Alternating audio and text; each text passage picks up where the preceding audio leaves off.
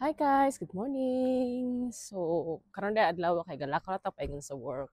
So, pwede ra man ta ako magsakay og bus sa city center.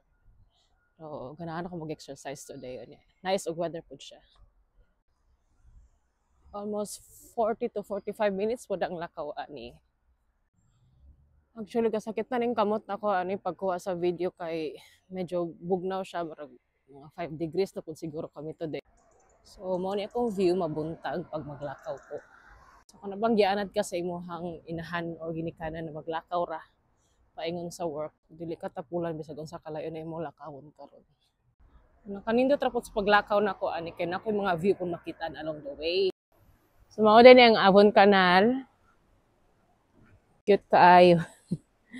Mapi lagi kog kaligo ani nila. Kuta kaligo mga 3 days na, charot. So naa sa buntod ilahang mga garden. Ano po sila, naara po sila diri. Pahuway ra po nabot og mga lanat man siguro ni. Di po siguro. Kani po mga nangkatambay na mga boat is for rent ni siya. If trip ninyong mag-canal cruise, kani ang pwede diri sa Bath. Muna yung Avon Canal.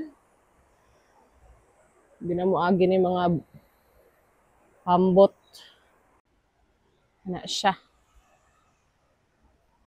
Exercise ang ganahan. Walking ra good pero pangat og buntod. So na-excite po ko mag-vlog di ay kay nakapalit ko og mini mic. Na side noise cancellation. So yeah, cute kaayo. Gamay ra jud kay siya. Also, one of the reason na ganahan ko maglakaw today is because kanina view akong maagian every time maka-decide ko maglakaw. Ingani ka peaceful o ka-relax. One of the reason as well why I decided to walk today is because in a view overlooking sa city center. So mas bugnaw dahil siya diri sa taas kay gafag.